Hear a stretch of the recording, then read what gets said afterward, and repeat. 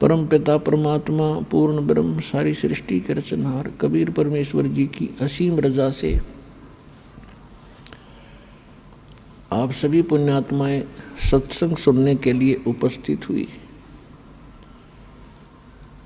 जिन पुण्यकर्मी प्राणियों के युगों युगों के बहुत ही पुण्य एकत्रित हो जाते हैं उनको मानव शरीर प्राप्त होता है।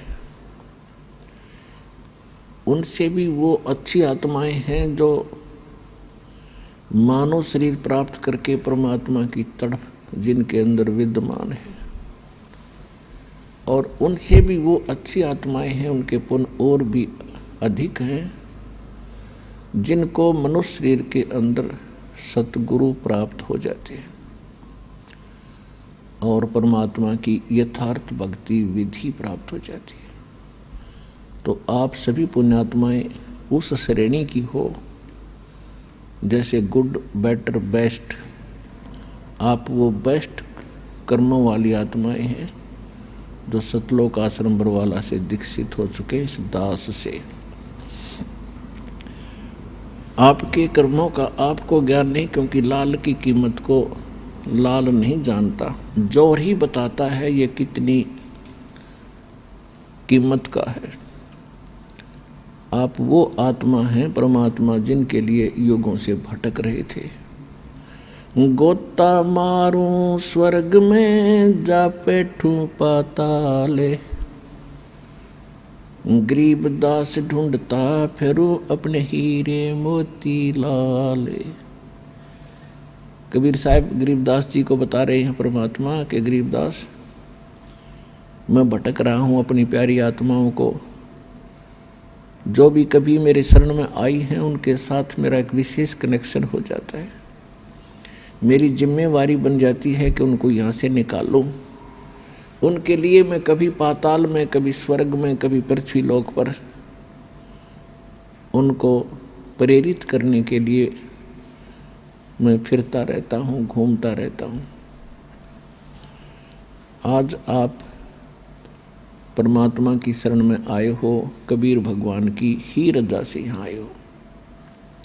उन्होंने कोई भी कारण आपको यहाँ लाने का बनाया, कोई कष्ट हुआ, किसी साथी सहयोगी बहन भाई ने आपको यहाँ का ज्ञान बताया, या कोई पवित्र पुस्तक मिली, या कोई सीडी आपको सुनने को मिली, या किसी पुण्य कर्मी प्राणी के चैनल के ऊपर आपने परमात्मा की कथा सुनी, ये सब लीला परमात्मा कबीर जी ही कर रहे हैं। आप तो यहाँ इस काल के इस जुगाड़ में सारा जीवन खो देते हो।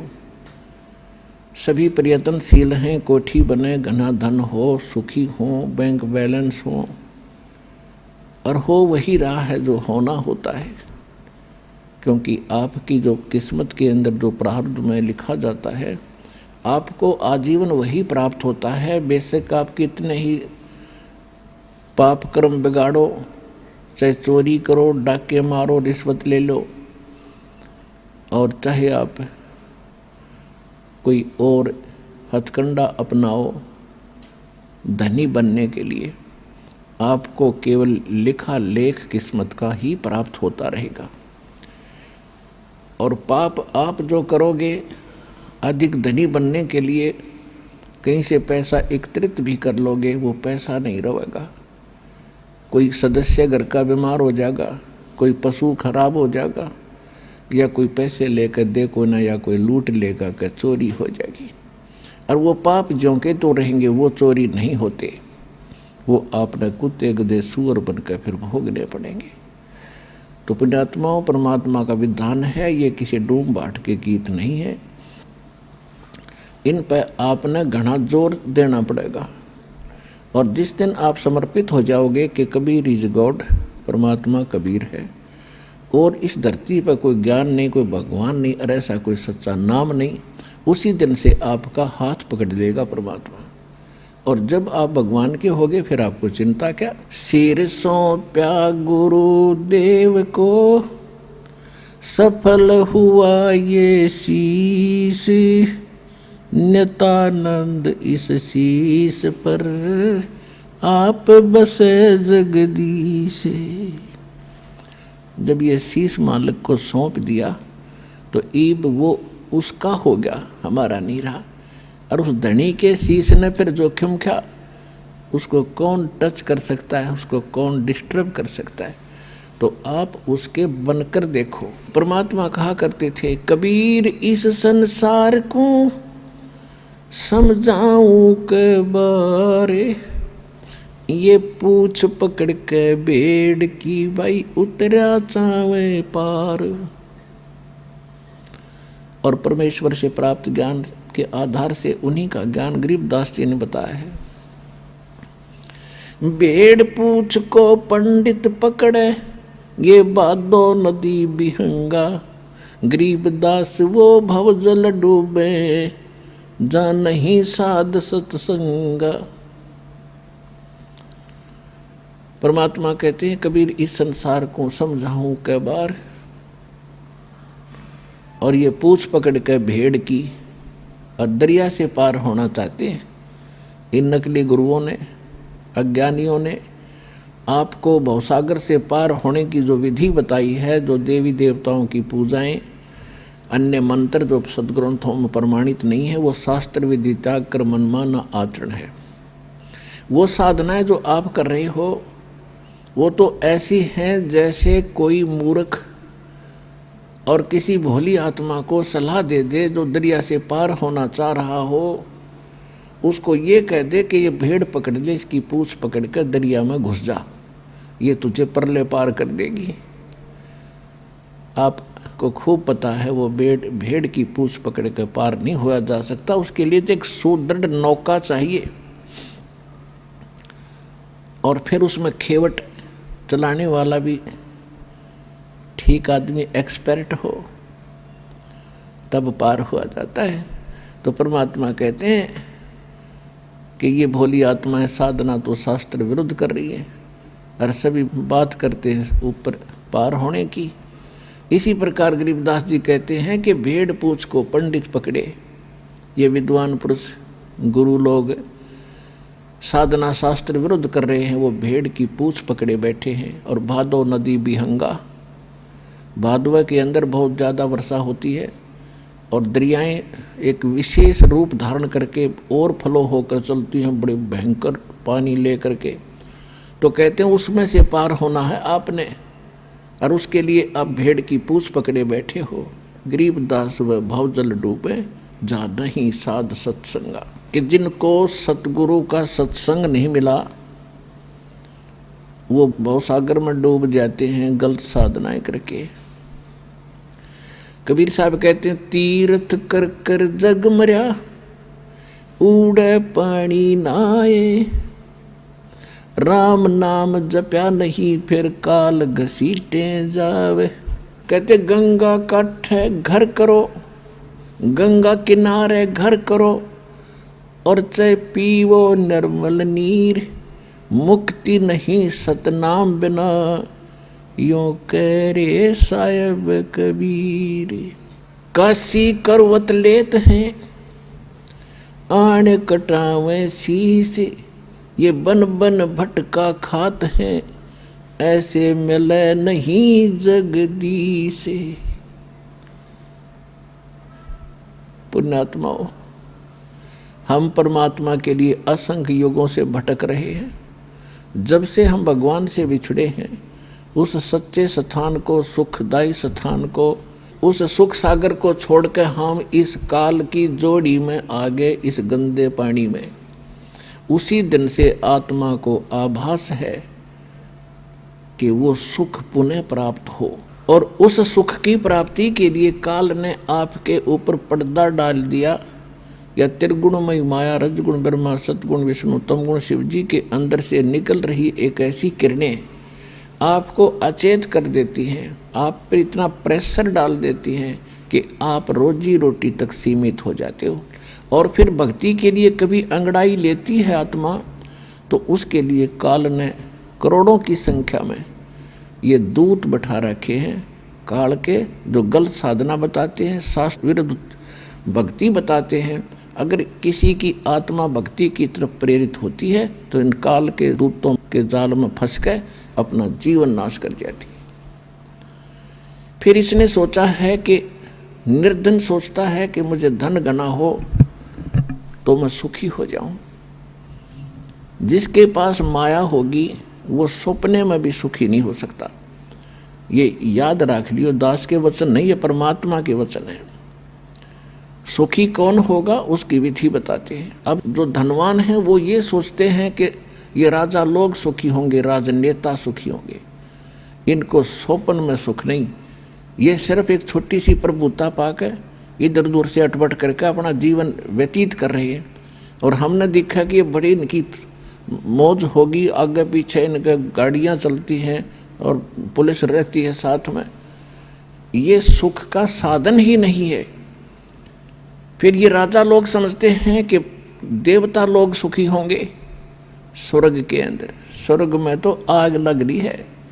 परमात्मा ने कहा कि ब्रह्मांड 2100 आग लगी है और कृत्रिमबाजी सभी ठगी है। देवता लोग समझते हैं कि इंद्र सुखी होगा, हमें सुख नहीं। इंद्र का सुख आपने बहुत बार पढ़ा भी और सुनाया भी है। इंद्र अपना समय पूरा करके स्वर्ग का राजा अगले जीवन में गधे की योनि में जाओगा, डेफिनेट, ये रूल है। तो खाक सुख उस इंद्र को। इंद्र सोचता है कि ब्रह्मा विष्णु महेश सुखी होंगे। इन ब्रह्मा विष्णु महेश की हिस्ट्री आप पढ़ के देख लो।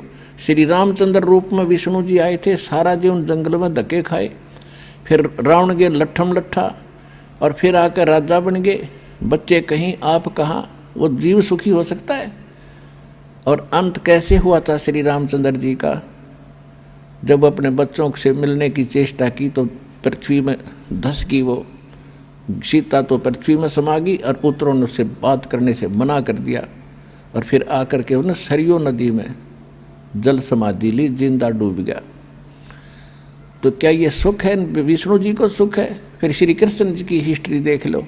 जेल में जन्म हुआ, मम्मा दुश्मन, कभी केसी, कभी चानौर, कभी जरासंध, कभी काल्यवन, लठ ले आएंगे। और अंत कैसा हुआ? श्री कृष्ण जी के सामने पूरा यादव कुल नाश हो गया, आपस में लड़का मर गया। और जो बुजुर्ग सबसे पीछे रह जा, सबकी मृत्यु देख ले, वो जीव सुखी नहीं होता। परमात्मा कहते हैं, भाई तन दर सुखिया कोई ना देखा, जो देखा सो दुखिया हो, उदय अस्त की बात करते हैं, मन सबका किया विवेका हो, सबका किया विवेका हो। भाई घाटे बाधे सब जग दुखिया, के गृहस्थी बैरागी हो, घाटे बाधे सब जग दुखिया, क्या गृहस्थी बैरागी हो। सुख देव ने दुख के डर से गर्भ में माया त्यागी हो, गर्भ में माया त्यागी हो। तन दर सुखिया कोई ना देखा, जो देखा सो दुखिया हो, उदय अस्त की बात करते हैं, मन सबका किया विवेका हो, सबका किया विवेका हो। भाई जंगम दुखिया जोगी दुखिया, तपस्वी को दुख दूना हो। भाई जंगम दुखिया जोगी दुखिया, तपस्वी को दुख दूना हो। आशा तृष्णा सब में व्यापे, कोई महल न सुना हो, कोई महल न सुना हो। तन दर सुखिया कोई न देखा, जो देखा सो दुखिया हो, उदय अस्त की बात करते हैं, मन सबका किया विवेका हो, सबका किया विवेका हो। भाई साच कहूँ तो ये जग ना माने, पर झूठ कही ना जाई हो। साच कहूँ तो या जग ना माने, पर झूठ कही ना जाई हो। ये ब्रह्मा विष्णु शिव जी दुखिया, जिन ये राह चलाई हो। जिन ये रहा चलाई ओ तंदर सुखिया, कोई न देखा जो देखा सो दुखिया हो। उदय अस्त की बात करते हैं, मन सबका किया विवेक का हो, सबका किया विवेक का हो। भाई सूरपति दुखिया, इंद्र को सूरपति कहते हैं। सूरपति दुखिया भूपति दुखिया, ये रंग दुखी बपरीती हो। सूरपति दुखिया भूपति दुखिया, रंग दुखी बपरीती हो। कहे कबीर और सब दुखिया, एक संत सुखी मन जीती हो। संत सुखी मन जीती हो, तन दर सुखिया, कोई न देखा जो देखा सो दुखिया हो। उदय अस्त की बात करते हैं, मन सबका किया विवेक का हो, सबका किया विवेक का हो। भाई सूरपति दुखिया भूपति दुखिया, रंग दुखी बपरीती हो। सूरपति दुखिया भूपति दुखिया, रंग दुखी बपरीती हो। कहे कबीर और सब दुखिया, एक संत सुखी मन जीती हो। संत सुखी मन जीती हो। अपने आत्माओं, परमात्मा ने 600 वर्ष पहले ये बात कही थी कि सच कहूं तो जग नहीं माने, और झूठ में कह नहीं सकता क्योंकि वो सत्य साहिब है।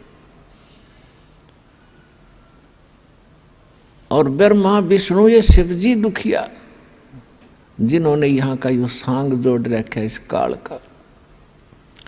फिर कौन बताया सुखी? कहते सुरपति दुखिया, सारी पृथ्वी का भूपति, सारी पृथ्वी का राजा हो जा, वो भी महादुखी। और रंग तो स्वाभाविक दुखी, निर्धन तो वैसे दुखी, उस पर सारे कैर टूटे। तो परमात्मा कहते हैं, कह कबीर और सब दुखिया, एक संत सुखी मन जीती हो। संत कोई, संत माने संत सोए जो सीधा चले, सत भक्ति करे, सच्चा नाम जाप करे, वो सारे साधु और संत होते। साध संगत उन्हीं को कहते। तो जो भक्त सच्चा नाम लेके और मेरी शरण में आ जाएगा और इस मन पापी ने रोक ले, यहाँ की बकवादों की इच्छा ना करे, वो ही सुखी होगा। और फिर उसके साथ भगवान हो गया, और जिसके साथ परमात्मा है तो उसको फिर कष्ट कैसा।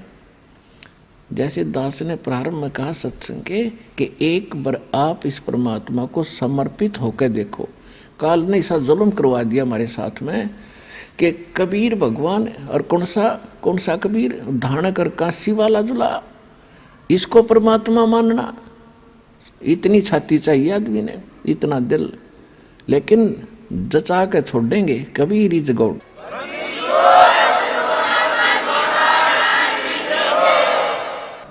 तो कबीर परमात्मा को भगवान सिद्ध करना और उसको हृदय में जचाना, इसने जुल्म कर दिया हमारे साथ। एक 4 ईंट लगा रखी उड़ा कुत्ते मुत्ते, वो भी भगवान है, और सारे भगवान है। जंडी भी भगवान और तुलसी भी भगवान, कबीर भगवान नहीं। अरे फूटे भाग हमारे, ऐसे गुरु मिले हमें। तो अब आपको सतगुरु मिल गए हैं, और सबके अज्ञान की आज धोती सी धोकर दर दी, इनकी पालिश तार दी। सच्चा ज्ञान आपके हृदय में जचा दिया और जच जाएगा। 9 मण सूत उलझिया, ऋषि रहे जख मारे। सतगुरु ऐसा सुलझा दे भाई, उलझे न दूजी बारे। परमात्मा खेल तो सारा आप ही कर रहे हैं। स्वयं ही वो सतगुरु हैं, स्वयं ही वो परमात्मा है। आज से 600 वर्ष पहले वो परमात्मा इस सारे ज्ञान को सुलझा कर धर गए थे, लेकिन हम अज्ञानी गुरुओं के फंसे रहे परमात्मा के सुलझे सालझे सूत को ना छेड़ा। हम वो टूटे फूटे अड़ंगे इकट्ठे करते रहे और उसी को सोचते रहे से हम अपना काम चलाएंगे। तो परमात्मा कहते 9 मन सूत उलझिया, 1 किलो सूत, 1 सेर सूत जो कच्चे धागे होते हैं, अगर वो उलझ जाना जुलाई का सारा दिन व्यतीत हो जाता था उसको सेट करने में। और जब वो टूट जाए उसमें गांठ पड़े और गांठ लग गई तो कपड़ा बना कर देते थे, तो वो उलाने देते थे, आधी कीमत देते थे कि इसका 6 तो गांठ लगा दी, इतना हम नहीं देंगे इसके पूरे पैसे। इसलिए दुल्हाओं के सामने वो सूत उलझ जाना सबसे बड़ी समस्या होती थी। उसको सुलझाए बिना वो अपना काम नहीं कर सकता, रोजी रोटी चले नहीं। और परमात्मा कह रहे ये तो 9 मन सूत उलझा कर धर दिया इन अध्यात्म मार्ग का। तो फिर उनसे पूछा कि परमात्मा फिर ये सुलझ जाएगा कैसे? तब कहा था सतगुरु ऐसा सुलझा देगा, उलझन दूजी बार। अब इस कलयुग में अध्यात्म ज्ञान नहीं उलझ सकता, कोई भक्ति करियो चाहे मत करियो, वो उसका भाग्य और दुर्भाग्य साथ होगा, ऐसा बना दिया है।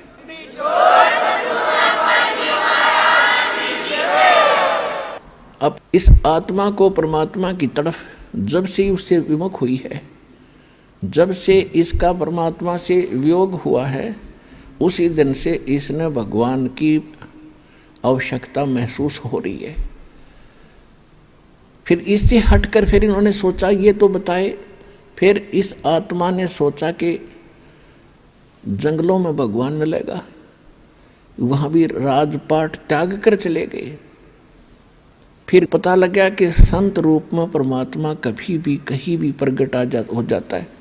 और हम सुना करते थे, एक साधारण सी बात थी कि अभी भगवान पता ना किस रूप में आ जा, और किसी अतिथि का आए का घर पे अनादर नहीं करना चाहिए। किसी साधु संत के साथ हमने झगड़ा और वाद विवाद बदतमीजी नहीं करनी चाहिए। ना जाने परमात्मा किस रूप में आ जा। फिर वो निराकार कैसे था, हमारी बुद्धि पर पत्थर पड़ गए थे, इन इतना ज्ञान ठोक दिया था। परमात्मा के बारे में कैक है भी हमें ज्ञान नहीं था। तो इस तरफ में ये आत्मा परमात्मा के पाने के लिए, उससे वो सुख प्राप्त करने के लिए जो भगवान दिया करता है, जो उसके गुणों में हम सुनते और सुनाते रहे, वो नहीं मिलने के कारण हमने सभी पूजाएं भी की, उससे सुख ना मिला। फिर अन्य पूजाएं की, उनसे भी सुख नहीं मिला। हम फिर गुरुओं के पास गए, वहाँ से भी सुख नहीं मिला। तो हम नास्तिक हो गए कि भगवान है ही नहीं। लुटो खसोटो पाप करो, किसी तरह पैसा मिलो, कोठी बनाओ और बड़ी आसान शौकत बनाओ, या भूल और कर ली हमने, कर्म बिगाड़ दिए। और काल भगवान यही चाहता है, ये कितनी बकवाद करो, भक्ति करो तो झूठी करो और नकलियों की शरण में रहो, और सतगुरु शरण इनको मिले नहीं। 600 वर्ष पहले भगवान आए रहे, सारे संसार को न जहाज में बैठा कर ले जाते, एक बार में ही, बार दूसरी बार की तो बात खत्म। और हम फिर इतने वंचित रख दिए नकली गुरुओं ने। तो परमात्मा ने आज ये दया करी, आपको शिक्षित किया। पुण्यात्माओं, या शिक्षा इस मानव की सबसे बड़ी दुश्मन है। इसने अहंकारी, अभिमानी, चोर और बेईमान बना दिया हमारे को, हमारी सारा नैतिकता खत्म कर दी। आप पीछे 3 युग देख लो, और 1950-60 से पहले, 50 से पहले के अपना भारत देख लो, कितने शिक्षित थे, कितनी नेक नीति थी, कितने सद्विचार थे।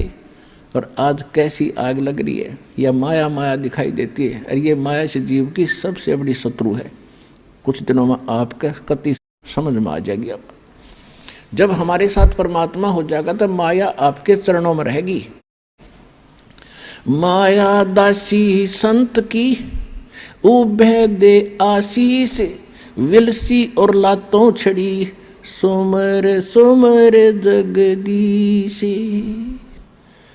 कहते ये माया भगत की दासी हो जाएगी, चरणों में पड़ी रहेगी, और राम नाम रटते रहो, और इसने छड़ो यानी खूब प्रयोग करियो, आपका आज्ञा पड़ी रहेगी, और किसी तरह खर्चियो और खाइयो, लेकिन दुरुपयोग नहीं चलेगा। दान करें, आवश्यकता अनुसार प्रयोग करे, बाकी दान करे भगवान के चरणों में ला दे। और किया हुआ दान कभी व्यर्थ नहीं जाता, एक बहुत बड़ा मजबूत जहाज बनता है दान का। गरीबदास जी परमात्मा से प्राप्त ज्ञान को कहते हैं कि धर्म का नाश नहीं होता, चाहे विन से तीनों लोकों का नाश हो जाएगा। आपके द्वारा किए गए इस विधिवत पुण्य, शास्त्र अनुकूल, सुपात्र को दिए हुए दान धर्म और पुण्य किए हुए, ये कभी विनाश में नहीं आते, आपके लिए जहाज बढ़ जाएगा। कहते हैं परमात्मा से पूछा किसी ने कि धर अंबर सब जावेंगे और विनसेंगे कैलाश, एकम एका होवेगा तब कहाँ रहे तेरे दास। धरती अंबर जान दे और विनसन दे कैलाश, एकम एका होण दे मेरे आश्रय रहे मेरे दास। कि मेरे भक्त मेरे द्वारा बताई गई इस विधि और इस धर्म पुण्य के जहाज में बैठ के और ऐसे रहेंगे जैसे नौका जल के ऊपर रहा करती है। ये धर्म के कारण ये विनाश में नहीं आएंगे, चाहे तीनों लोकों का भी नाश बेशक हो जाए। तो इसलिए परमात्मा हमें रह रह कर याद दिलाते हैं कि जैसे द्रौपदी ने एक अंधे महात्मा को, अपनी राजा की लड़की कितना सुंदर साड़ी पहन कर जाती है, नहर पर नहाने गई थी घाट पर, परमात्मा अपने बच्चों को कैसे उभारते हैं। उनको मालूम है इनके ऊपर आने वाले जीवन में कितना कष्ट होगा। उन पुण्यात्माओं के साथ रहते हैं, कोई ना कोई ऐसा छल छिद्र करते हैं हम समझ भी नहीं पाते, हमारे पुण्य बनवा जाते हैं। वहाँ एक अंधे महात्मा का रूप बना के दरिया में खड़े हो गए और एक तन पर एक लंगोट था, बाकी कपड़ा था नहीं। वो ही नहाते समय दरिया में बह गया। वो महात्मा कति नंगे खड़े जल के अंदर। उधर से लड़कियों की आवाज़ आई स्नान करने के लिए। द्रौपदी अपने पिता के घर पर कंवारी थी, स्नान करने के लिए सहेलियों के साथ जा रही थी। शोर हो रहा था। महात्मा ने सोचा, अंधा था, उसने सोचा कि मैं गलत स्थान पर आ गया, यहाँ कोई जनाना घाट है, लेडीज घाट है और बहुत बुरी बनी भाई। अब बाहर निकल नहीं सकता, कोई कॉपिन और नहीं, कोई कपड़ा लंगोट नहीं। उधर से द्रौपदी ने देखा कि महात्मा स्नान कर रहे हैं, जो उनके नहाने वाले स्थान से, घाट से जिधर पानी बह रहा था डाउन स्ट्रीम में 100-150 फुट की दूरी पर संत स्नान कर रहे थे। अब कहते हैं साधु दर्शन राम का और मुख पर बसे सुहाग। बोलेंगे भगवान की चर्चा करते हैं और दर्श उन्हीं को होते जिनके पूर्ण भाग। कबीरा दर्शन राम का, परमात्मा आवे याद और लेखे में वो समय, बाकी का समय बर्बाद है। तो लड़की ने सोचा था कि महात्मा से चर्चा सुनूंगी, फिर उसने सोचा कि नहा रहे हैं, नहा लेने दो, तब तक मैं भी स्नान कर लेती हूँ। उन्होंने स्नान सुनून करके बाहर निकली, साड़ी बांध ली, पहले वाली नहा कर ताजी साड़ी बांध कर लड़की खड़ी हुई। उसने देखा महात्मा तो अभी भी जल के अंदर है, नहा नहीं रहा है, ये कुछ चीज खोज रहा है। फिर अपनी दिव्य दृष्टि से देखा लड़की ने कि बाहर कोई कपड़ा नहीं, महात्मा निवस्त्र है और शर्म के मारे ये बाहर नहीं आ रहा है। और ये महात्मा शर्मिंदा होकर के सारा दिन इसमें खड़ा रहेगा, जल में बाहर आ नहीं सकेगा। तो लड़की ने अपनी साड़ी में, राजा की लड़की कितनी कीमती साड़ी पहनती है, अंडरस्टूड है। और उसने ये भी इंतज़ार नहीं किया द्रौपदी ने कि किसी नौकरानी से कह दूं कि डाल दे कोई कपड़ा चुंदड़ी, नहीं, क्योंकि विवेक नाम इसी का होता है। उसको पता था कि मैं रोटी खाऊंगी तो मेरा पेट भरेगा, मैं अपने हाथ से दान दूंगी तो मुझे मिलेगा। तो उसी समय उसने अपनी ही साड़ी में एक 8-9 इंच का एक गठ, एक बिलात ऐसे कपड़ा फाड़ा और महात्मा के लिए जल में छोड़ दिया दूर से।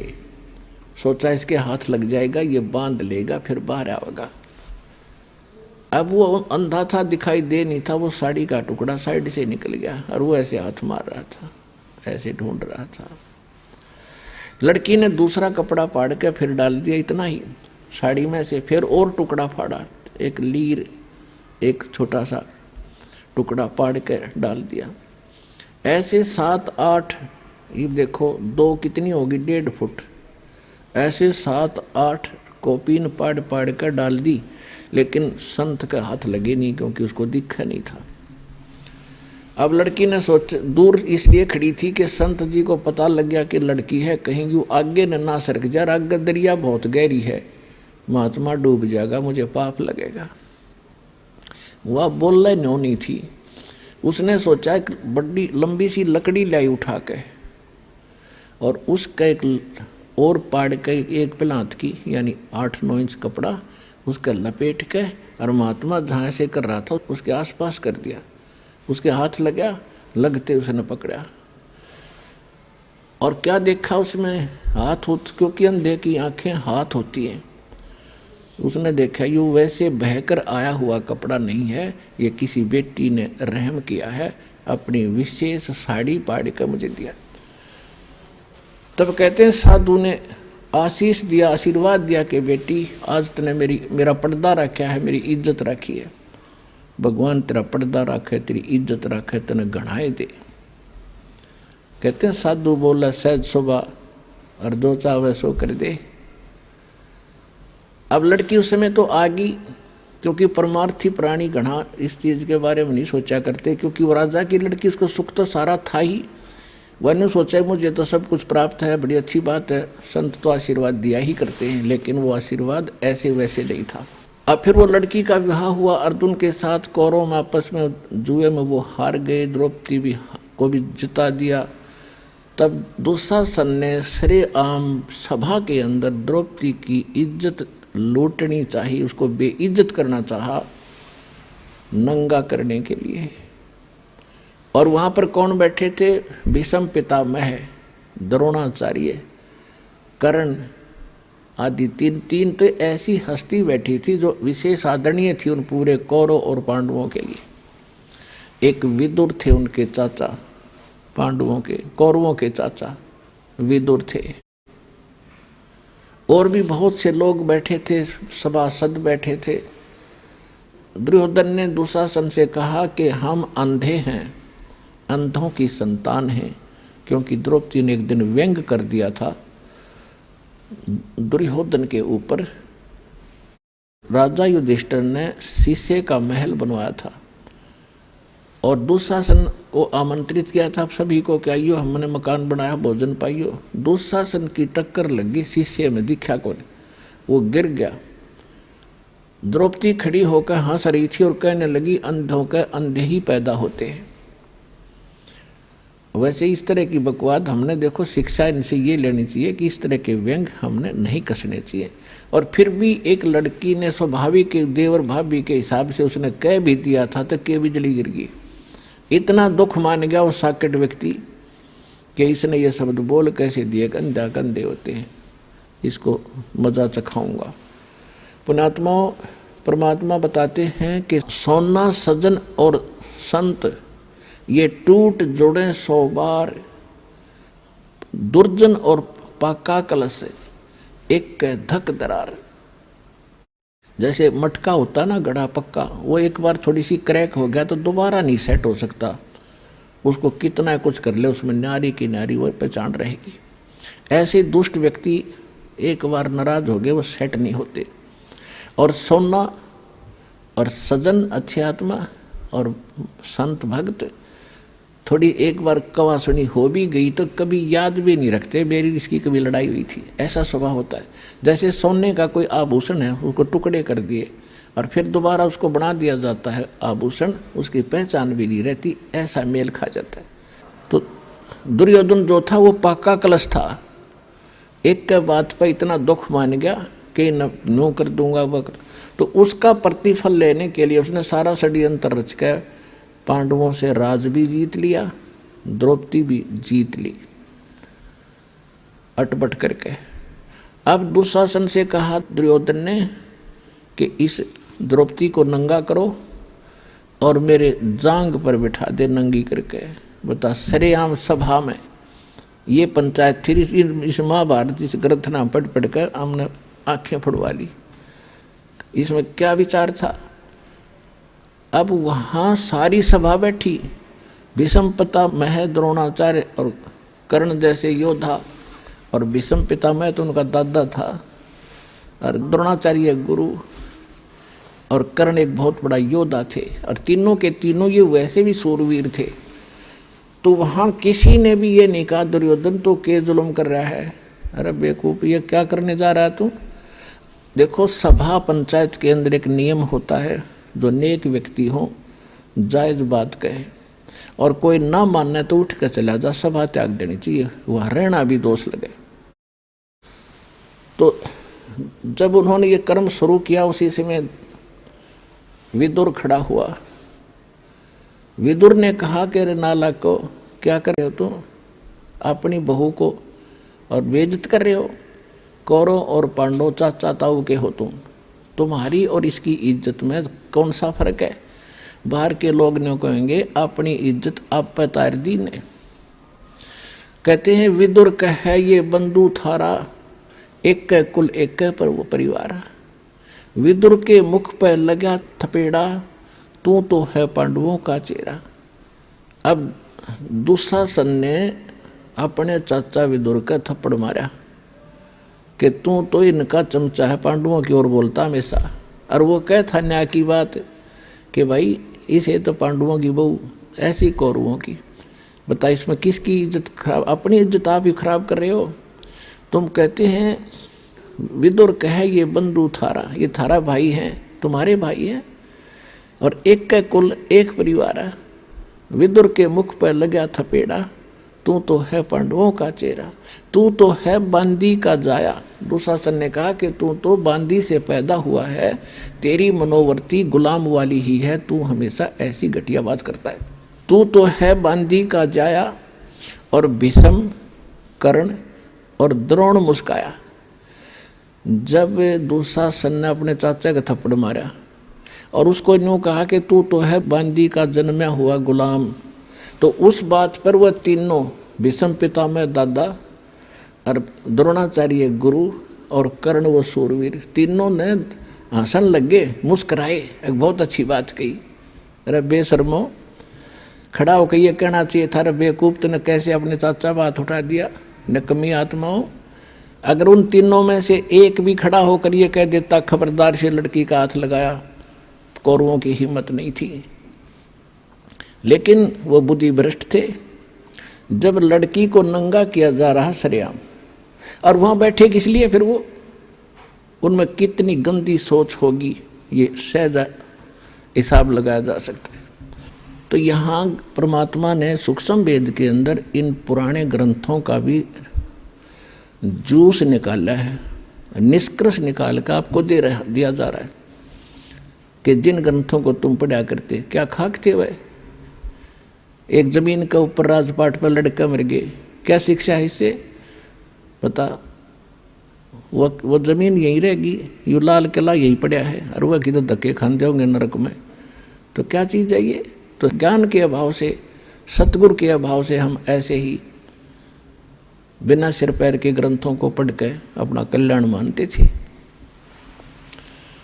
अब क्या होता है कि द्रौपदी ने पहले तो देखा था कि सभा के अंदर मेरे पांचों पांडव बैठे, पति और सूरवीर, वो मुझे नंगा होते कैसे देख सकेंगे। लेकिन वो हार चुके थे जुए में, वो बंध गए थे जुबान में, उन्होंने नीची गर्दन कर ली।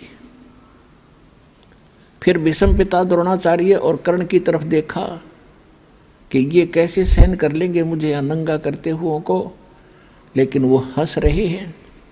जब विदुर को थप्पड़ मारा, ऐसे वचन कहे, तब वो समझ गई कि ये सभा ठीक नहीं है। और पुण्यात्माओं, जब तक हम संसार से कुछ आशा रखते हैं कि ये मुझे ये लाभ दे देगा, वो मुझे ये सुख देगा, तब तक परमात्मा साथ नहीं देगा।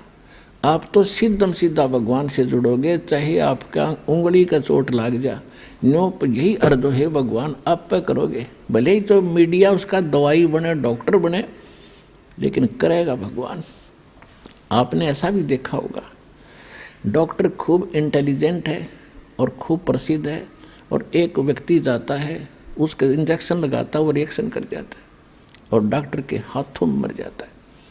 तो ये दवाई और डॉक्टर नहीं करते, या संस्कार काम करते। परमात्मा साथ होगा। जैसे आप देखते हैं कई भक्त, मेरे तो लाखों से ऐसे पाला पड़ा है, कहते हैं जी मैं सब दवाइयाँ खा ली, कोई नहीं लगती, खाते हैं तो रिएक्शन करते हैं, खुजली हो जाती है, नाम शुरू करते हैं, आशीर्वाद प्राप्त करते हैं, वही गोलियाँ फिर काम करना शुरू कर जाती हैं। तो संस्कार से सब कुछ होता है। तो तब हम परमात्मा हमें पल पल में साथ देगा। छोटे से छोटा भी दुख और सुख आपको अनुभव करा देगा कि मेरे कारण दुख टला तेरा, जब रोज दिखेगा आपने। तो ऐसे जब द्रौपदी ने देखा कि ये कोई साथ दे नहीं रहे, तब भगवान याद आया। और हम भी ऐसा ही करते हैं, जब हमारे यहाँ के सब रास्ते बंद हो जाते ना, औषधि भी काम नहीं करती, जब हम भगवान याद करें अपने आत्माओं। अब परमात्मा को याद तो सभी करते हैं आपत्ति में, लेकिन किसको राहत मिलती है? या तो उसके पिछले जन्म के पुण्य हो, उनसे भी लाभ दे देता है परमात्मा। और जब पुण्य ही खत्म हो जाएंगे तो बेसिक अर्जी लाए जाइए और बेसिक प्रार्थना करते रहना, कति सुनाई नहीं होगी। अब जैसे द्रौपदी ने वो एक पुण्य किया था और एक महापुरुष का वचन था, वो महापुरुष भी स्वयं परमात्मा ही थे। कहते हैं सोचल सिद्धर मैं करूँ अपने जन के काज। तो द्रौपदी कभी किसी जन्म में भगवान की शरण में रही हुई है वो आत्मा, और उनके पीछे परमात्मा कहते हैं जो बच्चा गौ की नज़र में, न्यो साईं को संत, और भक्तों के पीछे फिरे वो भगत वत्सल भगवंत। अब द्रौपदी ने जब याद किया, हे भगवान आज इज्जत इस दासी की आपके हाथ में है। आत्मा का साथी है भगवान कबीर साहब, और मन का साथी है काल। जब हम मन से कुछ पुकार करते हैं तब तक सुनाई नहीं होती, जब इसकी आत्मा रोती है वो भगवान का अंश है। अब यहाँ से जब द्रौपदी ने पुकार की तो धर्मराज के दरबार में, जो यहाँ का न्यायाधीश अकाउंट रखता है, उसके दरबार में इसकी चीख गई, वहाँ गूंजी बुरी तरह। और धर्मदास ने तुरंत उस नंबर की वह फाइल खोली जिसमें उस आत्मा के कुछ पुण्य और पाप डिपॉजिट थे। देखना चाहा कि इस आत्मा का कोई ऐसा कर्म है जिससे मैं मदद करवा सकता हूँ। उसने देखा कि एक संत महात्मा का आशीर्वाद से इसने एक छोटा सा 9 इंच का कपड़ा दान किया हुआ है, और उसके आशीर्वाद से तो मैं खूब दे सकता हूँ इसको। तो उसी समय वहाँ से रिफ्लेक्शन किया, और श्री कृष्ण जी को वो गुरु रूप में पूजा करती थी, मानती थी। और श्री कृष्ण खेला अपनी पत्नी रुक्मणी के साथ शतरंज, घर में महल में बैठा। तो वहाँ से रिफ्लेक्ट होकर धर्मराज के दरबार से वो पुण्य श्री कृष्ण के अंदर वो शक्ति वो आया। जब वो पास से डाल रहा था श्री कृष्ण, जैसे खेलते हैं ना शतरंज, ऐसे डालते हैं 11 कच्चे 12 पक्के 12 ऐसे।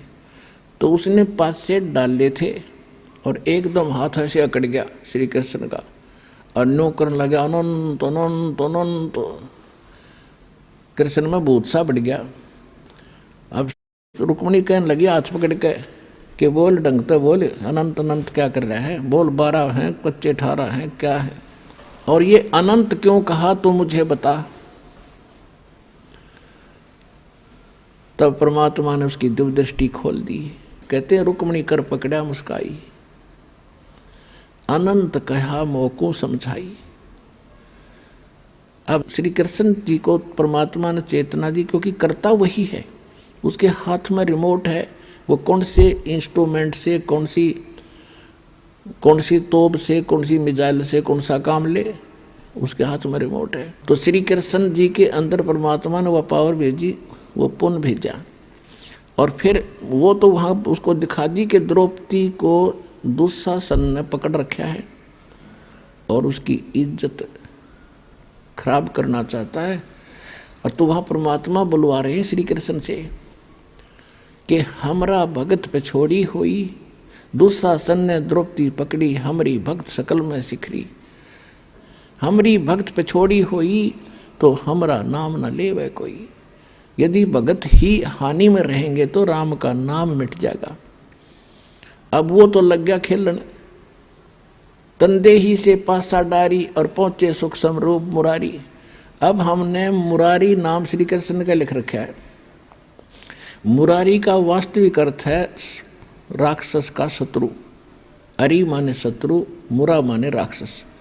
तो सबसे बड़ा जो राक्षस हमारा कर्म है, पाप कर्म, और उस पाप कर्म रूपी राक्षस ने ना कृष्ण काट सकता, ना विष्णु काट सकता, ना राम काट सकता, ना ब्रह्म, ना ब्रह्मा विष्णु महेश, ना शिव, केवल एक परमात्मा कबीर भगवान काट सकता है।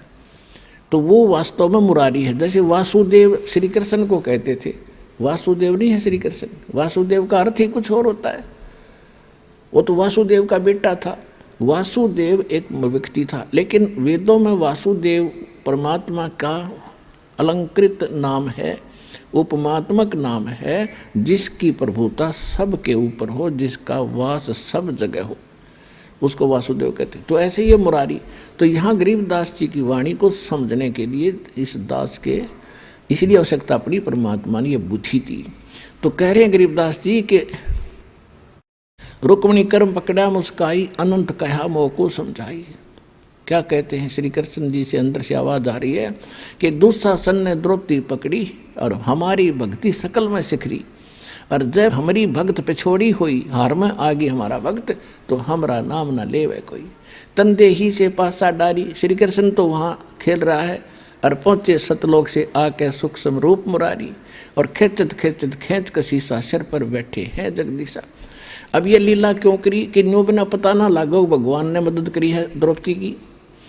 तो जिस कारण से सब लीला परमात्मा करके इस युग तक, इस समय तक परमात्मा में आपकी आस्था बढ़ा के लाए हैं। और उस कृष्ण और द्रौपदी की इस कथा ने हम आज तक सुनते और सुनाते रहे। लेकिन आपके आज तक कदे हुई ऐसी लीला जो द्रौपदी के साथ हुई थी, इस दास के साथ हुई और इस सब के साथ हो रही है जब सच्चे भगवान से हम जुड़ गए।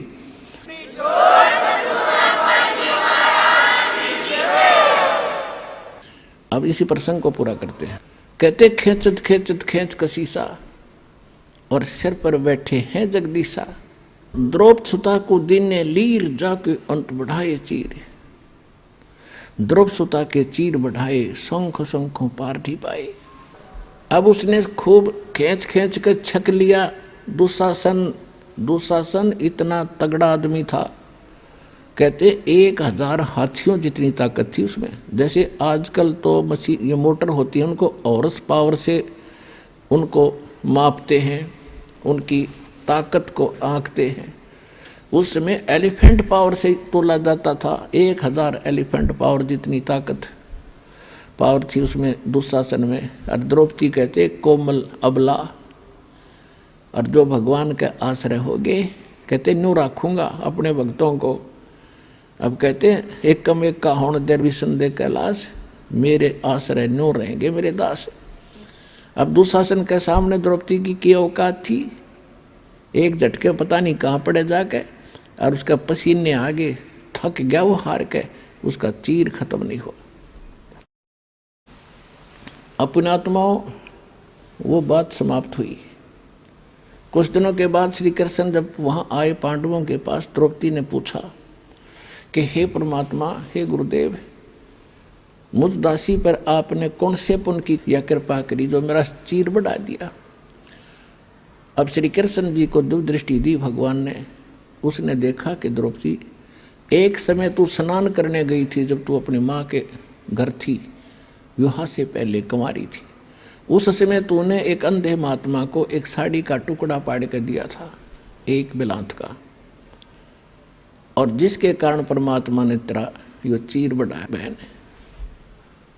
अब द्रौपदी का फिर वो रिमाइंड हुआ पिछली बात को, अच्छा हे भगवान, अब थोड़ी थोड़ी याद आती है मुझे कि सचमुच अब क्या कहती है द्रौपदी कि 1 लीर के कारण, यानी 3 फुट बाई 9 इंच के कपड़े के कारण, और मेरे बढ़ गए चीर अपार, और जब मैं पहले समझ लेती उस संत को तो सर्वस देती वार। ओए होए होए।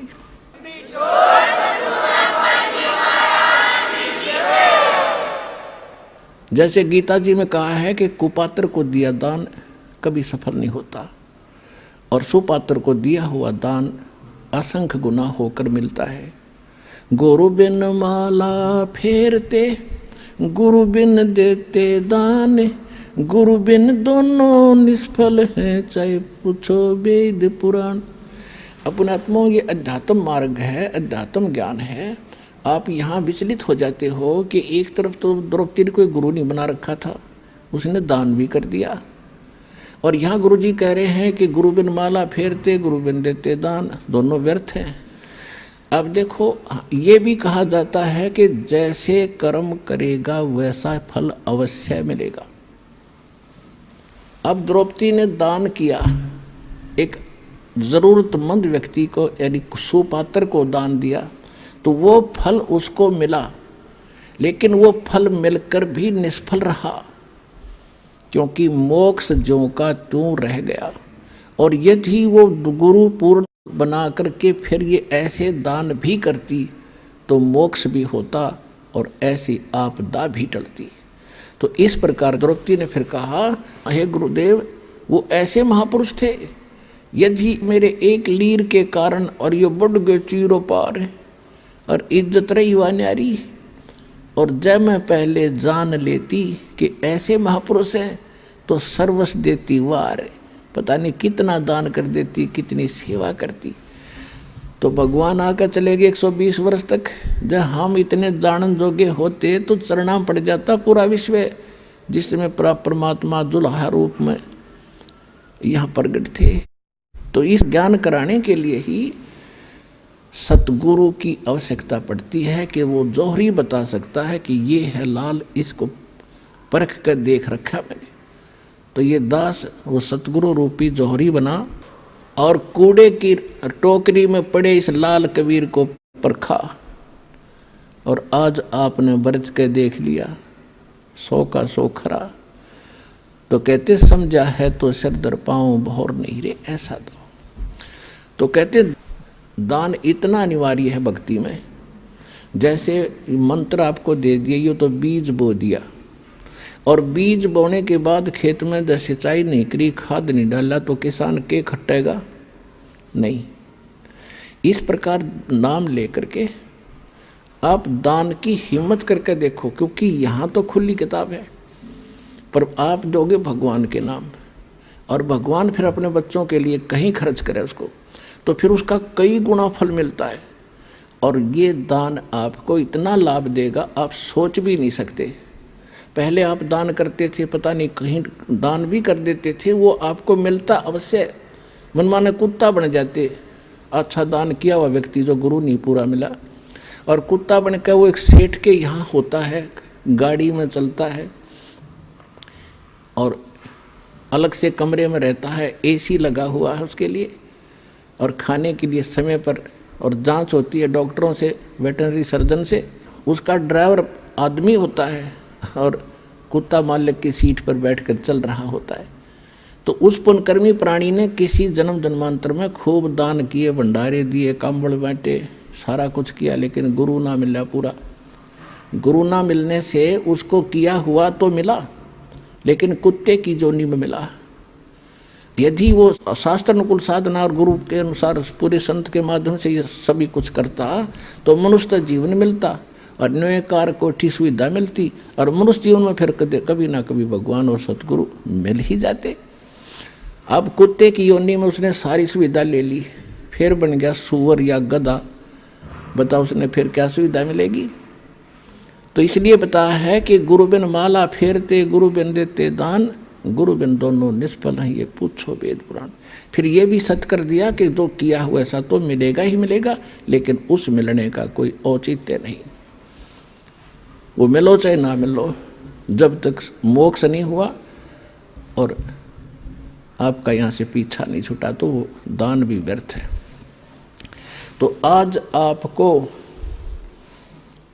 वो सतगुरु और वो स्थान मिल गया। अब कहते समझा है तो सिर दर पाओ, मोहर नहीं रे ऐसा था। ये संसार समझदा ना ही कहंदा श्याम दोपहरे नू, गरीबदास ये वक्त जाते रोगे इस पैरे नू। जो यहाँ नहीं आएगा सतलोक आसन बरवाला जिला हिसार से उपदेश नहीं लेगा दास से, तो ऐसे पछताएंगे बाद में जैसे कुत्ता, वो प्राणी मनुष्य जीवन को छोड़कर कुत्ते की योनि में जाकर रात ने ऊपर ने मुँह कर कर रोया करे, एक आधी बज उसका याद आया करे वो बातें, वो एक बहुत बुरी बड़ी बाई। तो उस समय कुछ नहीं बनेगा, अब समय पर संभालो। परमात्मा समझाया करते थे, काशी करवत लेत हैं ये आण कटावे शीशे, बन बन भटका खात हैं यों मिले नहीं जगदीश। यानी जो साधना आप कर रहे हो और सेक्रीफाइस भी कर रहे हो, हमारे धर्म गुरुओं ने ज्ञान था नहीं, रोजी रोटी के लिए ये संस्कृत पढ़ा करते, अच्छा धन कमाने के लिए शिक्षा ग्रहण करते थे ब्राह्मणों के लड़के, और ये पता लग जाता ये काशी विद्यापीठ से पढ़ कर आ रहा है तो उस आसपास की जनता उससे के पीछे हो जाया करती थी, और उनका उद्देश्य केवल मनी मेक था। तो पहले काशी के अंदर विशेषकर जो ज़्यादा पैसे वाले व्यक्ति धार्मिक हिंदू होते थे, ये ब्राह्मण लोग उन्हीं को ज़्यादा कैच कराया करते। तो उनमें क्या था कि उन्होंने एक रूमर फैला दी कि भाई जो काशी में मरेगा वो तो जाएगा स्वर्ग में। और फिर एक उन्होंने बताया कि जो मगहर एक स्थान है उत्तर प्रदेश गोरखपुर के पास, उत्तर प्रदेश में गोरखपुर शहर के पास, अब उसका संत कबीर, जिला संत कबीर नाम रख दिया उस क्षेत्र का। तो वो मगहर एक स्थान है, आज भी है। वहाँ का राजा था बिजली खां पठान। वो परमात्मा का शिष्य हुआ था। कैसे हुआ था कि वहाँ अकाल गिर गया था मगहर क्षेत्र में, उसकी राज्य में, और सारे जंतर मंतर करवा लिए थे, हाहाकार मच गई थी। तब किसी ने बताया था कि कबीर नाम के एक महापुरुष काशी में रहते हैं। काशी का राजा वीरदेव सिंह बघेल भी परमात्मा का शिष्य था। उसके मगहर के जो राजा थे बिजली खां पठान, वो बिजली खां पठान ने पता लगने के बाद परमात्मा को प्रार्थना करके अपने घर लाए थे मगहर में। तो परमात्मा के आशीर्वाद मात्र से वहाँ इतनी गजब की वर्षा हो गई थी, सारा पानी पानी भर दिया था। लंबी कथा पहले फिर कभी सुनाएंगे। अब ये सिर्फ एक जो आज विशेष सत्संग का कुछ अन्य है, जिससे प्रभावित होकर के वो मगहर के सभी हिंदू, और उसमें 50-50 हिंदू और मुसलमान है मगहर नगर में। एक कस्बा सा है मगहर, जैसे बरवाले से भी छोटा, तो उसमें और छोटा गांव सा था। तो उसमें 50-50 हिंदू और मुसलमान हैं, सारे के सारे परमात्मा के शिष्य हो गए, क्योंकि सारे मरे थे, तड़फे थे, कति एक एक दिन गणे थे, घास फूस खाकर जीवन व्यतीत कर रहे थे। तो सब ने परमात्मा की दीक्षा ली। बिजली खां पठान ने भी मस्तक टेक दिया। और वहाँ कहते हैं मुसलमान, एक मुसलमान था, उसके संतान नहीं थी, 60 से ऊपर उम्र होगी थी दोनों की। तब परमात्मा से अर्ज करी थी, परमात्मा ने आशीर्वाद दे दिया था, बेटा यह भी समस्या तेरी हल हो जाएगी। 10वें महीने लड़का हो गया। उसका आज पूरा मोहल्ला बना हुआ है, पूरा सैकड़ों घर। उसका नाम रखा हुआ मगहर में मोहल्ला कबीर करम। मोहल्ला कबीर करम, यानी करम माने कृपा, रहम। कबीर परमात्मा की रहमत का प्रसाद रूपी यो मोहल्ला, ये सारे उसके आशीर्वाद से हम आज विद्यमान हैं। हम गए थे वहाँ पर, हम वहाँ गए थे, अब 2-3 बार देख कर आए, संगत को भी लेकर गए, ताकि आने वाले समय में वो प्रत्यक्ष दृष्टा मेरे साथ गए थे भक्त, अपने भाई बहनों को विश्वास दिलाएंगे कि सचमुच ऐसा है, हम देख कर आए थे। तो वो बिजली खां पठान उनका शेष हो गया। और काशी के जो पंडित जी थे, इन ब्राह्मणों ने एक अफवाह फैला रखी थी कि जो मगर मरेगा वो गधा बनेगा, क्योंकि उस मगर की पृथ्वी को भगवान शंकर जी ने श्राप दे रखा है। वहाँ जो मरेगा वो गधे की जुन्नी में जाएगा। और साथ में उस मगर के साथ से एक दरिया बहा करती थी, उसका आमी नदी नाम था। अब भी है वो दरिया, अब भी है, लेकिन वो सूखी है, थोड़ा पानी चलता उसमें। तो वह कति सूख गई थी। कहते हैं भगवान शिव ने उसको श्राप दे दिया, उसका पानी खत्म कर दिया। ठीक है, अब वो सूखी पड़ी थी। उस मगर के नीचे का पानी खराब है, वहाँ नहीं था उस समय। तो ये समस्या उनको बनी रहती थी। उधर से परमात्मा कहा करते थे कि भाई जो आपके धर्मगुरु कह रहे हैं कि जो मगर मरेगा वो गधा बनेगा और नरक में जाएगा, और जो काशी में शरीर छोड़ेगा वो स्वर्ग में जाएगा। परमात्मा कहा करते थे कि भाई पुण्य करने वाला और पूरे गुरु से जो मंत्र लेकर शास्त्र अनुकूल साधना करने वाला, वो कहीं पर भी मरो वो अपने उस इष्ट धाम में जाएगा। ये आपको भ्रमित कर रहे हैं, झूठ बोल रहे हैं तुम्हारे गुरुजी। तो वहाँ क्या करते थे, काशी के अंदर इस बात को सिरोधार्य करके हमारे पूर्वजों ने, समझदार व्यक्तियों ने ये सोचा कि भाई मरना तो है, वृद्ध हो गए, और क्यों ना हम काशी में चले जावा, काशी क्षेत्र में, बनारस में, और वहाँ मृत्यु हो जाए तो स्वर्ग तो चले जाएंगे। तो उन्होंने अपने बच्चों से कहा कि बेटा हम वृद्ध हो गए, हमारी व्यवस्था कर दो, हम वहाँ रह लें धर्मशाला वगैरह में, और कभी भी प्राण छूट जाएंगे हम स्वर्ग तो चले जाएंगे। तो माता पिता के लिए बच्चे कुछ भी करने को तैयार होते हैं। उनको मालूम है कि इन्होंने तुम्हें कैसे पाला पोसा है, और ये 2 वर्ष 4 वर्ष के हैं, इनको वहाँ छोड़ दिया। धर्मशालाओं में रहने लग गए, फिर उन धर्मगुरुओं से कथाएं सुनते तो वहाँ रहने लगे। तो उन धर्मगुरुओं ने एक स्कीम बनाई कि भी अपने अपने अक्षेत्र के व्यक्तियों को तुम अपने घर रख लो, इनको वहाँ क्या करेंगे, इनका जो वहाँ खर्चा होता वो खर्चा हम ले लेंगे, और ये हमारे यहाँ कथा भी सुनते रहेंगे। 2-4 आदमियों की रोटी बनती है, 2 ये भी खा लिया करेंगे। तो उन्होंने ऐसा उन बुजुर्गों के बच्चों से कहा कि भाई तुम इन अपने माता पिता को हमारे घर छोड़ दो, अपने अपने धर्मगुरुओं के पास छोड़ दिया, और जो दान दक्षिणा आप देना हमें देते रहना।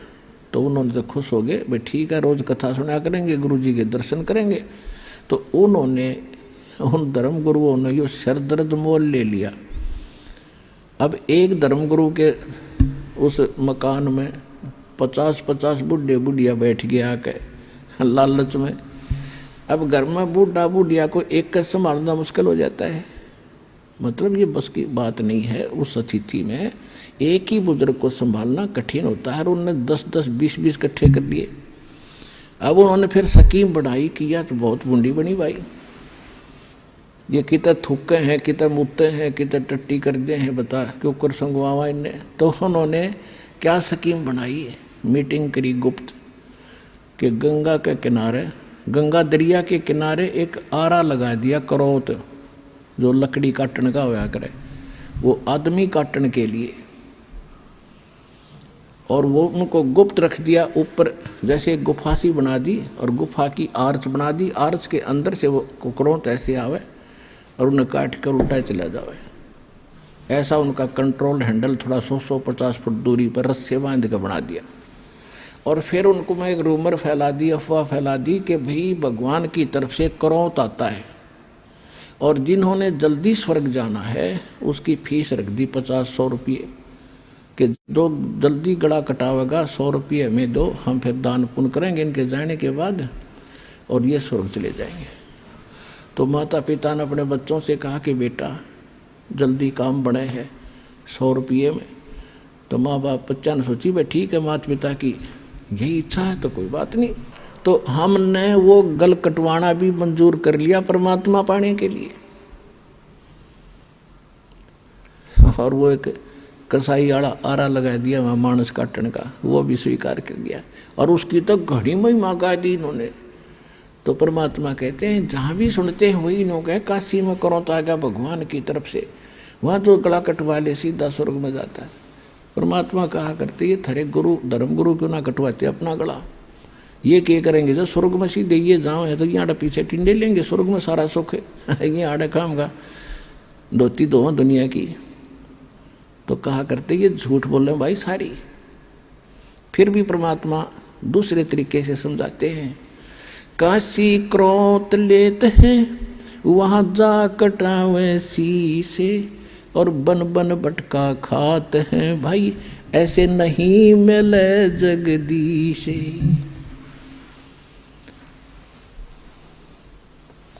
परमात्मा कहा करते ये पंडित ब्राह्मण गुरु यानी सभी ब्राह्मण नहीं, जो ब्राह्मण कर्म करते हैं, जो गुरु पद पर विराजमान है, उनके लिए कहा करते थे कि भाई ये आपके जो मंडलेश्वर हैं गुरुजी हैं ये सारे झूठे हैं, इनको ज्ञान नहीं है।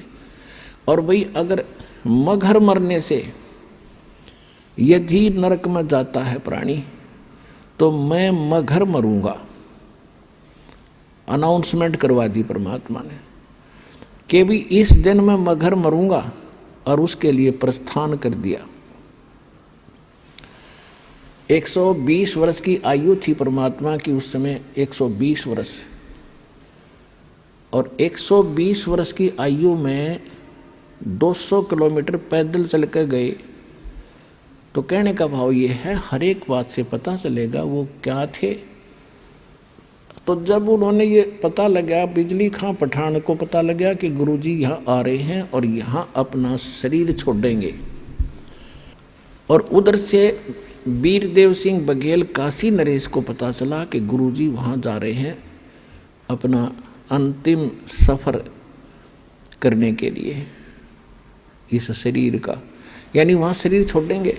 तो वीरदेव सिंह बघेल ने काशी के नरेश, वो हिंदू था, और बिजली खां पठान जो है वो मुसलमान था।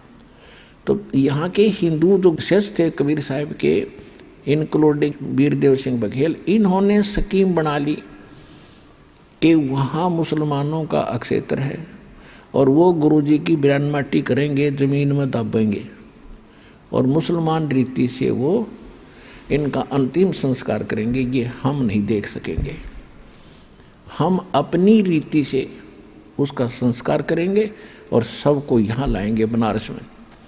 यदि सीधे हाथों बिजली खां नहीं मानेगा तो युद्ध करके लाएंगे। इस उद्देश्य से सेना साथ ले ली और वो से दर्शकों की तो कहना है ना कितने चाल पड़े। बिजली खां पठान को पता चला, सबकी व्यवस्था की, परमात्मा पहुँच गए। तो बिजली खां पठान ने कहा कि भगवान यहाँ पर एक सबसे बड़ी समस्या हमारे लिए ये है कि यहाँ कोई जल नहीं है और आदमी गणे आगे, चारों तरफ से दर्शक भी आगे हैं, इनके नहाने और धोने की व्यवस्था नहीं हो पाएगी। बाहर से कुछ जल मंगा रखा है, केवल पीने की व्यवस्था हम कर पाए हैं। परमात्मा ने कहा कि मैं पहले बहते जल में स्नान करूँगा और फिर मैं शरीर छोड़ूंगा। तो बिजली खां पठान ने बताया कि महाराज यहाँ साथ में भगवान एक आमी नदी बह रही है, बहा करती थी, अब सूखी पड़ी है। भगवान शंकर ने इसको श्राप दे रखा है, इसमें जल एकदम खत्म हो गया, हम भी बड़े दुखी हैं। तो परमात्मा ने कहा कि चलो मैं चलता हूँ, दिखाओ मुझे कहाँ है। जिस स्थान पर परमात्मा ने शरीर छोड़ने का निर्णय किया था उससे 400-200 फुट 300-400 फुट की दूरी पर वो दरिया खाली पड़ी थी। तो परमात्मा वहाँ चले, साथ में सब दर्शक, और कबीर साहब वहाँ देखकर किनारे पर खड़े हो गए। खड़ा होकर के ऐसे इशारा कर दिया जैसे ट्रैफिक का सिपाही ऐसे हाथ कर देता और सारी ट्रैफिक भाग लेती है। परमात्मा ने ऐसे इशारा किया था और काफ़ी दूरी पर उस दरिया में एक ऐसा धमाका हुआ जैसे कोई पत्थर फटा हो, कोई बम फटा हो, और एकदम पानी का फव्वारा निकला और पूरी दरिया भर के और बहने लगी।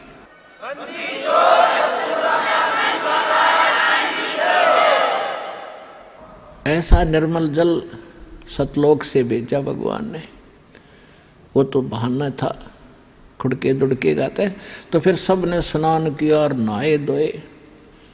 परमात्मा ने कहा कि भाई बिजली खां पठान, एक चद्दर नीचे बछाओ, इस पर लेटूंगा, एक चद्दर में ऊपर ओढ़ूंगा। तो परमात्मा के लिए एक चद्दर बछा दी, उसके ऊपर सुगंधित फूल डाल दिए 1-1 इंच मोटे, कि गुरु जी इस पर लेटेंगे। तब परमेश्वर ने पूछा कि बिजली खां पठान, कि बिजली खां पठान मुसलमान भी अपनी सेना ला कर खड़े कर रहने 100 फुट की दूरी पे, और वीरदेव सिंह बघेल काशी का हिंदू राजा, वो भी 100 फुट दूसरी साइड में पूरी सेना की सतर्क खड़ी, अपने हथियार में जकड़े हुए, और दर्शक बीच में बैठे। परमात्मा ने पूछा, दोनों बिजली खां पठान और वीरदेव सिंह बघेल सामने खड़े आपस में गुरु जी के पास में। परमात्मा ने उनकी तरफ नजर करके कहा कि भाई ये सेना किस लिए लाए हो तुम दोनों? दोनों शर्मा गए, नीचे को गर्दन कर ली, बोले नहीं। तो दूसरे लोग होते हैं हिंदू मुसलमान, तो मुसलमान कहने लगे जी आपकी मृत्यु के उपरांत हम आपके शव का अंतिम संस्कार मुसलमान रीति से करेंगे, अगर ये हिंदू नहीं मानेंगे तो हम इनके साथ युद्ध करेंगे। हिंदू कहने लगे हम इनको मुसलमान रीति से ये अंतिम संस्कार आपका नहीं करने देंगे, और ये नहीं मानेंगे तो सेना इसीलिए ला रखी है कि हम युद्ध करके जबरदस्ती ले जाएंगे। पुणात्माओं, उस समय भविष्य वक्ताओं ने ये भविष्यवाणी कर रखी थी कि इस वर्ष में एक भयंकर ग्रह युद्ध छिड़ेगा और बहुत जनहानि होगी। अब परमात्मा ने वो कहर टालना था। यदि मालिक समर्थ ना होते तो लड़का मर जाते, हिंदू और मुसलमान कत्लेआम हो जाता। परमात्मा ने कहा कि खबरदार, जब तुमने जरा सा भी झगड़ा किया, जब तुमने झगड़ा किया, दोनों को 3 तलाक, हिंदू और मुसलमानों को 3 तलाक मेरा। फिर भी सुन लो, मेरे शरीर को चाहे 2 भागों में बांट लेना बेटा, तुम लड़ियो ना, मेरा काला मुंह हो जाएगा। अब वो ऊपर से तो सब हाँ भर रहे थे, अब ठीक है जी, लेकिन अंदर से ये था कि एक बार शरीर छोड़ दें गुरुजी, फिर हम आप देख लेंगे। अब वो तो अंतर्यामी थे, सारे जाने थे इनमें केक को बदबरी पड़ी है। एक चद्दर नीचे बिछी थी, लेट गिरे, एक ऊपर ओढ़ ली। कुछ देर के, कुछ ही सेकंड के बाद परमात्मा ने ऊपर आकाश में जा रहे थे, शरीर जा रहे थे, वहाँ से आकाशवाणी की कि भाई उठा लो चद्दर, हटा दो पर्दा, इसमें नहीं है मुर्दा। इतनी जोर की आवाज़ आई, गुरुजी की आवाज़। ऊपर देखा सबने कि परमात्मा तो वो जा रहे हैं, वो जा रहे हैं, कितना तेज शरीर है उनका। और चद्दर उठा के देखा, जितना शरीर था उतने सुगंधित फूल बन गए उस मालिक के पूरी। वो तो मालिक लीला थी, सह शरीर चले गए।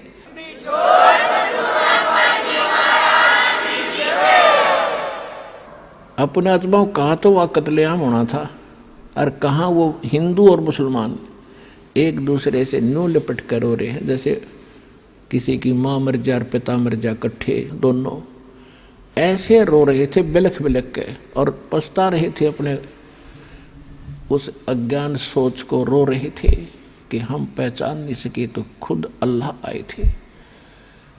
रो रहे थे बुरी तरह कि हमने बहुत बुरा किया, हमने कभी सुख, अंतिम समय में भी सुख ना दिया अपने मालिक को, अंत में भी उनको इतना तंग कर दिया। तो उन्होंने, बिजली खां पठान ने कहा कि भाई एक चद्दर आप ले लो, एक हम ले लेते, आधे फूल आप ले लो, आधे हम ले लेते हैं। बड़ी दया करी दाता ने, क्योंकि हम तो समझ के कुछ ही नादान मुसलमान और हिंदू हैं, ये बकवाद कर सकते। तो आधे आधे बांट के वहीं पर 100 फुट का फैसला है। इधर हिंदुओं ने बना रखी है अपनी यादगार भगवान की, इधर मुसलमानों ने, वो आज भी विद्यमान है, और हम उसका चित्र भी लाए हैं, आपको दिखाते हैं। ये तो है मुसलमानों वाली यादगार। इसमें थोड़ा सा क्षेत्रामंद इसके अंदर भी जाकर आए थे, और इधर ये गेट है मुसलमानों का, और इसकी आड़ में इस साइड में एक और गेट है, वो हिंदुओं के लिए है। और ये जो यादगार है ये हिंदुओं ने बना रखी है, और इनके बीच में ये गेट है सामूहिक आने जाने का आपस में, ये वाला। वहाँ कोई भेदभाव नहीं है, हिंदू और मुसलमानों का आपस में आज तक वहाँ का कभी कोई झगड़ा नहीं हुआ। ये यादगार आज भी विद्यमान है, उस परम पिता के सशरीर जाने की ये यादगार है, प्रत्यक्ष प्रमाण है।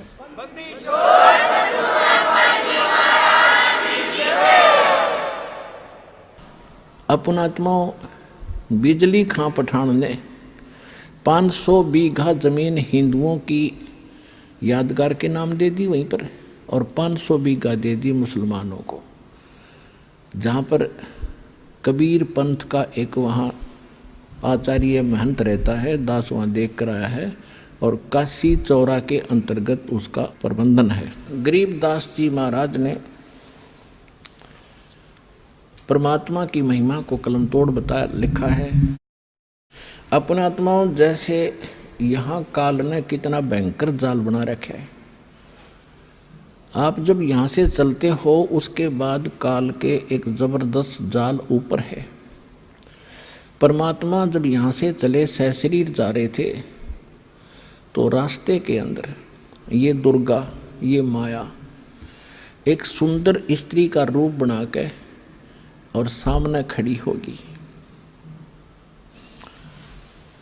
और परमात्मा से कहने लगी कि आप बहुत सुंदर हैं, आप बहुत अच्छे हैं, आप बड़े अच्छे देव हैं, और मेरा यहाँ बहुत अच्छा सुंदर महल है, मेरा बहुत अच्छा मकान है, और देख मैं कितनी सुंदर हूँ, और आप मेरे साथ यहाँ रहो।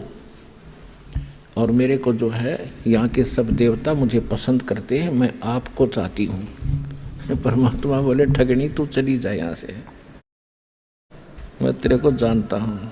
अब जब वहाँ से परमात्मा काशी से चले मगहर के लिए, उस समय की वाणी है, कीन्या मगर पिया ना सतगुरु, कीन्या मगर पिया ना सतगुरु, कीन्या मगर पिया ना हो, दोनों दीन चले संग जाके हिंदू मुसलमान हो, दोनों दीन चले संग जाके हिंदू मुसलमान हो। पयाना माने प्रस्थान, काशी से मगहर के लिए प्रस्थान किया, उस समय की वाणी बता रहे हैं। कीन्या मगर पियाना सतगुरु, कीन्या मगर पियाना सतगुरु, कीन्या मगर पियाना हो, दोनों दीन, दोनों धर्म हिंदू और मुसलमान, दोनों दीन चले संग जाके हिंदू मुसलमान हो। भाई मुक्ति खेत को छोड़ चले हैं, मुक्ति अक्षेत्र, जैसे काशी के ब्राह्मण कहा करते कि इस अक्षेत्र में जो मरेगा मुक्त होगा। परमात्मा कहते थे, मैं तुम्हारे इस मुक्ति क्षेत्र ने छोड़कर वहाँ मरूंगा जहाँ तुम कहते हो गधा बनेगा, और तुम हिसाब ला लियो मैं कहाँ जाऊँगा, देख लेना, क्यों मूर्ख बना रहे हो जनता को। भाई मुक्ति खेत को छोड़ चले हैं, वो तज काशी अस्थाना हो, मुक्ति खेत को छोड़ चले हैं, तज काशी अस्थाना हो, साहा सिकंदर कदम लेत है, साहा सिकंदर कदम लेत है, बादशाही सुल्ताना हो, दोनों दीन चले संग जाके हिंदू मुसलमान हो, दोनों दीन चले संग जाके हिंदू मुसलमान हो। भाई चार वेद के वक्ता संघ है, वो ब्राह्मण है, चारों वेदों के वक्ता। भाई चार वेद के वक्ता संघ हैं, वो खोजी बड़े बयाना हो, सालग राम सुरत से सेवे, सालग राम सुरत से सेवे, वो बाचे पोथी पाना हो, दोनों दीन चले संग जाके हिंदू मुसलमान हो। भाई सट दर्शन जाके संग चले हैं, वो गावत बानी नाना हो, सट दर्शन जाके संग चले हैं। ये 6 भेख गिरी पूरी कहते सारे चले, देखांगे कैसे मरेगा और कैसे गधा ना बनेगा। भाई सट दर्शन जाके संग चले हैं, वो गावत बाणी नाना हो। अपना अपना इष्ट बनावे, अपना अपना इष्ट बनावे, वो बाँचे पोथी बाना हो। दोनों दिन चले संग जाके, हिंदू मुसलमाना हो। कीन्या मगर पियाना सतगुरु, कीन्या मगर पियाना सतगुरु, कीन्या मगन पियाना हो। दोनों दिन चले संग जाके, हिंदू मुसलमाना हो। दोनों दिन चले संग जाके, हिंदू मुसलमाना हो। भाई मुक्ति खेत को छोड़ चले हैं, वो तज काशी अस्थाना हो। मुक्ति खेत को छोड़ चले हैं, वो तज काशी अस्थाना हो। शाह सिकंदर कदम लेत है, शाह सिकंदर कदम लेत है, बादशाही सुल्ताना हो। दोनों दिन चले संग जाके, हिंदू मुसलमाना हो। भाई 4 वेद के वक्ता संग हैं, वो खोजी बड़े बयाना हो। सालग राम सुरत से सेवे, सालग राम सुरत से सेवे, ज्ञान समुद्र दाना हो। दोनों दिन चले संग जाके, हिंदू मुसलमाना हो। भाई 60 दर्शन जाके संग चले हैं, वो गावत बाणी नाना हो। अपना अपना इष्ट संभाले, अपना अपना इष्ट मनावे, वो बाँचे पोथी पाना हो। दोनों दिन चले संग जाके, हिंदू मुसलमाना हो। भाई चादर फूल बिछाए सतगुरु, चादर फूल बिछाए सतगुरु, वो देखे सकल जिहाना हो। 4 दाग से रहत जुलाहा, 4 दाग से रहत जुलाहा, अवगत अलख अमाना वो। दोनों दिन चले संग जाके, हिंदू मुसलमाना हो। दोनों दिन चले संग जाके, हिंदू मुसलमाना हो। भाई वीर सिंह बघेल लाग करे बेनती, वीर सिंह बघेल लाग करे बेनती, वो बिजली खान पठाना वो। 2 चादर बख्शीश करी है, 2 चादर बख्शीश करी है, दीना ये परवाना वो। दोनों दिन चले संग जाके, हिंदू मुसलमाना हो। भाई नूर नूर निर्गुण पद मेला, वहाँ देख बहे हैराना हो। पदलोलीन बहे अविनाशी, पदलोलीन बहे अविनाशी, वहाँ पाया पिंड न प्राणा वो। दोनों दिन चले संग जाके, हिंदू मुसलमाना हो। भाई शब्द स्वरूप साहेब सरबंगी, वो शब्द शब्द समाना हो। दास गरीब कबीर अरस में, उसके फर्क दजा निशाना वो। दोनों दिन चले संग जाके, हिंदू मुसलमाना हो। जब परमात्मा ऊपर जा रहे थे तो दुर्गा एक सुंदर युवा औरत का रूप बना के और वहाँ खड़ी होगी सामने जाके। देखा मगर जहूरा सतगुरु, देखा मगर जहूरा हो। भाई काशी में कीर्ति कर चाले, वो झलमल देही नूरा हो। काशी में कीर्ति कर चाले, झलमल देही नूरा हो। माया आद अरस से उतरी, अरस माने आसमान से, आदि माया ये दुर्गा। माया आद अरस से उतरी, वो बनी अप्सरा हूरा हो। हम तो बरे कबीर पुरुष को, हम तो बरे कबीर पुरुष को, तू है दुल्ला पूरा हो। काशी में कीर्ति कर चाले, वो झलमल देही नूरा हो। माया कहे कबीर पुरुष से, मेरा देखो बदन जहूरा हो। अर्श विमान स्वर्ग में मंदिर, मंदिर माने महल, अर्श विमान स्वर्ग में मंदिर, ये भोगे हमको सूरा हो।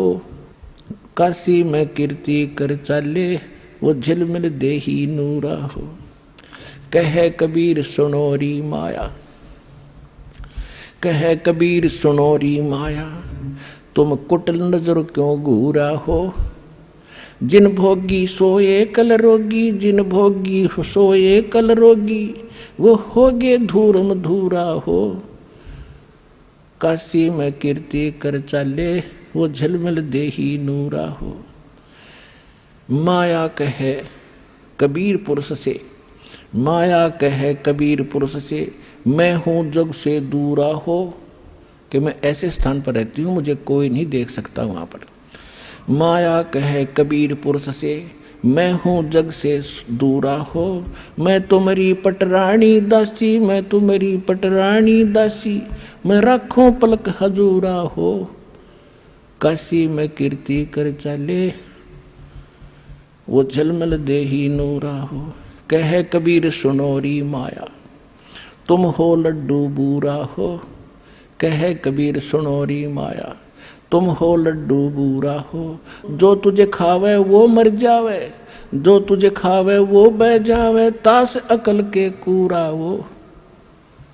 काशी में कीर्ति कर चाले, वो झलमिल देही नूरा हो। श्वेत मुकुट जहाँ सफेद छत्र है, परमात्मा कहते हैं कि माया तो बूर का लड्डू है, बूर का, लकड़ी के बूर से बनाया हुआ लड्डू, शीशे के बर्तन में रख दे, इतना बढ़िया दिखकर खावा जो पता चल रहा है वो कितना का आनंद था। कहते तो उस बूर का लड्डू है, और मूर्ख खावत ने तेरे को मूर्ख टच करेगा। कहे कबीर सुनोरी माया, तुम हो लड्डू बूरा हो। जो तुझे खावे सो बह जावे, तास अकल के कूरा वो। काशी में कीर्ति कर चाले, वो जलमल देही नूरा हो। परमात्मा क्या बताते हैं, मेरा श्वेत मुकुट और श्वेत छत्र है, जहाँ बाजे अनहद तूरा हो। दास गरीब कहे सुन माया, हमसे रहिए दूरा वो। काशी में कीर्ति कर चले, वो झलमल देही नूरा हो। अब परमात्मा उसके विषय में क्या बता रहे हैं कि तू कितनी नालायक है। अब यहाँ हर पहलू पर ज्ञान दिया गया है। यहाँ पर कबीर साहब क्या बताते हैं, गरीबदास जी ने अपनी वाणी में बताया है कि बदनारी लंगर कामनी, ये बोले मधुरे हेत। फेंट पड़े छोड़े नहीं, क्या मगहर कुरुक्षेत्र। बदनारी लंगर कामनी, या बोले मुद्रे बोले। फेंट पड़े छोड़े नहीं, या काटे घूंघट झोले। बदनारी लंगर कामनी, या बोले मुद्रे बोले। कोई साधु उबरे, ये मुनिजन पिए गोले। बदनारी लंगर कामनी, जामे अनगण खोटे। फांसी डारे बाहा कर, ये करे लाख में चोटे। बदनारी लंगर कामनी, या बोले मुद्रे बहने। जाको नहीं पति जी, ये घूंघट घट में सेने। बदनारी लंगर कामनी, या बोले मुद्रे बहने। जाके पास न बैठियो, जाका कैसा देने। सतगुर हेला देते हैं, सुनियो संत सुजाने। बदनारी पास न बैठियो, बदनारी आई खान। नैनो काजर बाहा करिए, खाए लिए हंस। हाथों में दिला के, ये डोब दिए कुलबन से। उल्टी मांग भराए कर, ये मंजन कर हैं गाते। मीठी बोले मगन होए, ये लावे बहुविध गाते। माया काली नागनी, ये अपने जाए खाते। कुंडली में छोड़े नहीं, सो बाता की बात। अब बदनारी काली नागनी ये देखत ही डस खाए, बोले से तब खंड हुए पर से सर्वस जाए। अपन आत्माओं,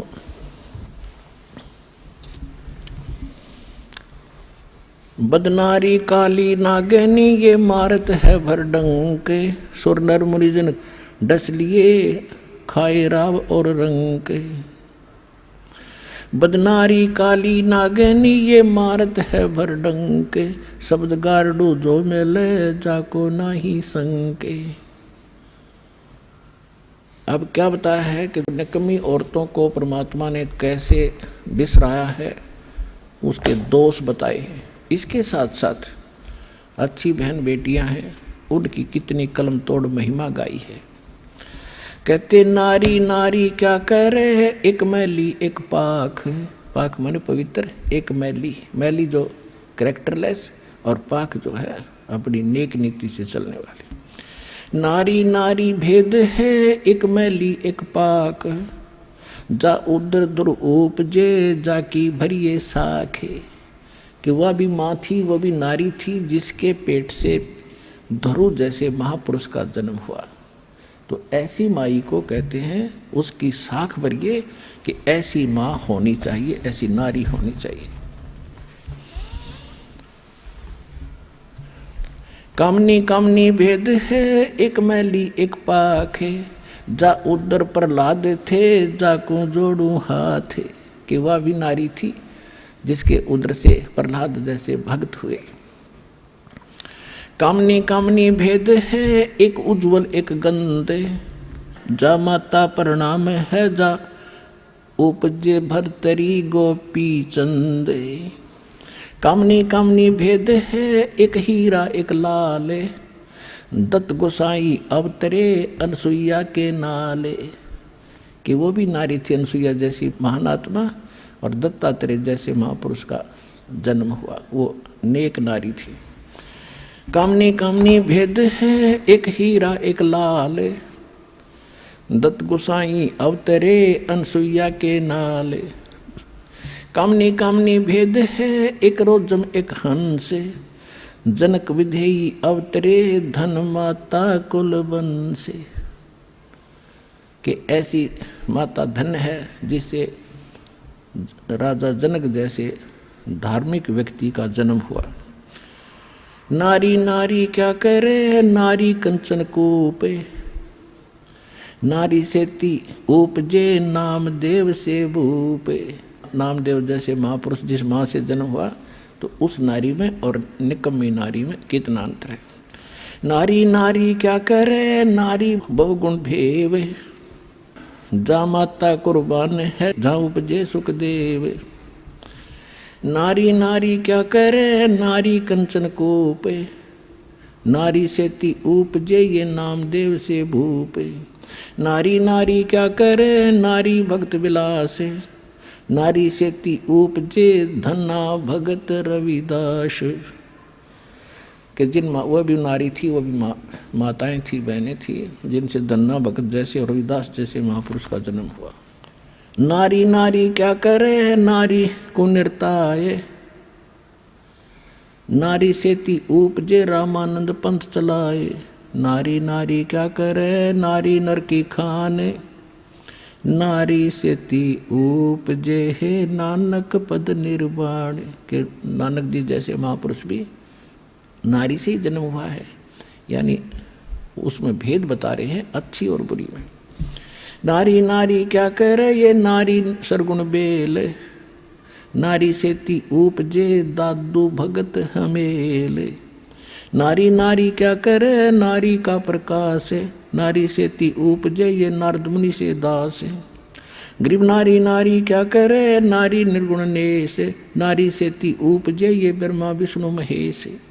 गरीब नारी नारी क्या करे, ये नारी मुला माए, ब्रह्म जोगनी आद है चरण कमल लोलाए। अब यहाँ ये बताया है कि जो अच्छी हैं उनकी आदर करने के लिए कहा है, वो आदरणीय है। तो पुण्यात्माओं, परमात्मा की लीला से आपको पता चलेगा कि हम कहाँ खड़े थे, किन भगवाना के गुण गाया करते थे हम। तो इस प्रकार हमने परमात्मा की महिमा को समझना है पुण्यात्माओं। जब तक हम भगवान को अच्छी तरह नहीं समझेंगे तो अभी तक हम अपना जीवन नाश कर ही रहे थे और कोई भी आकर हमें डगमग कर देगा। इसलिए हर पहलू पर प्रत्येक सत्संग में कोई न कोई आपको कथा सुनाई जाती है जिससे आपको बहुत लाभ होगा। तो पुण्यात्माओं, अभी तक जो ये धारणाएं गलत थी हमारी भगवान के विषय में, अब इन सत्संगों से आपकी क्लियर हो जाएगी।